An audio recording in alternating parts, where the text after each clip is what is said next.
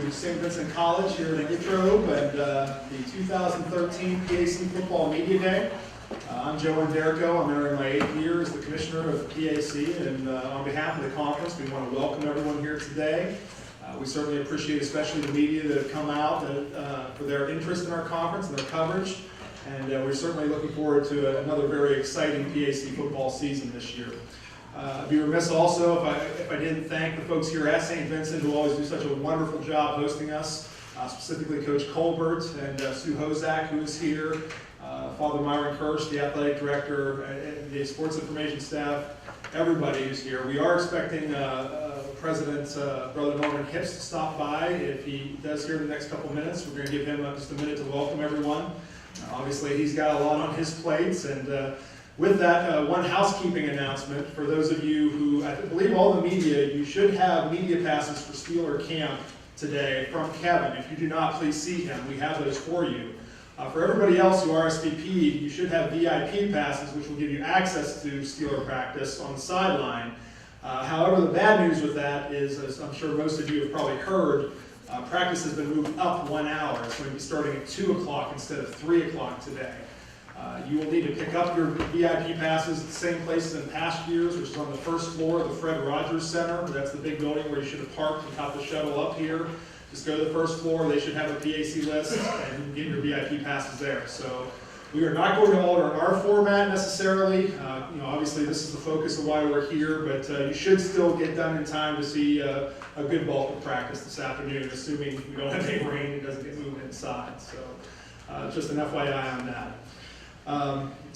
Just a couple of thoughts as we begin this. It's hard to believe this is my 12th media day. We actually started this, as we looked into it, back in 2002, held it for several years, as many of you may remember, down at PNC Park, tied in with the Pirate game, and then since St. Vincent joined the PAC and added football, we've been out here for the last several years. I get asked all the time about, what do you think about the season coming up? What do you think about the PAC? And it seems like I'm a broken record as far as the strength of this conference. But I think the one thing that really struck me was something. I was talking to a media person a couple weeks ago, and they made the statement. They said, I remember where the PAC was 15 years ago.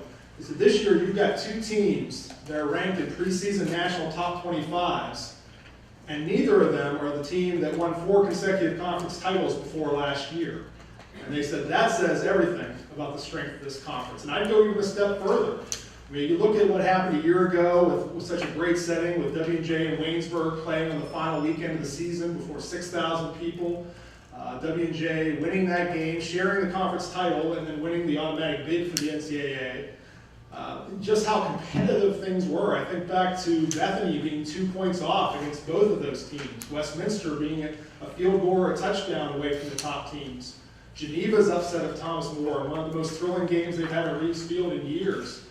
So not only have we really reached a very, very high level as far as on the national scale, but I think the depth of this conference is what's so impressive. And I think the coaches, when you hear them today, are going to talk a lot about how every weekend is a war. I heard Coach Shepard say once, it's a meat grinder, because there's no off week. There's no easy team on the schedule.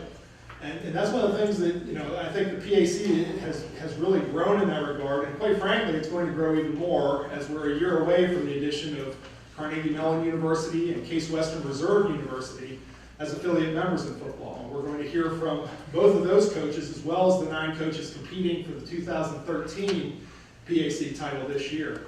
The other thing I would note is this is kind of it's interesting standing here, because I think a year from now, I may be standing at this podium, or maybe not, God willing, but when we're here a year from now, I think the NCAA, as it's currently organized, may look very different, as I'm sure you've heard through media reports and other things, than what it does today.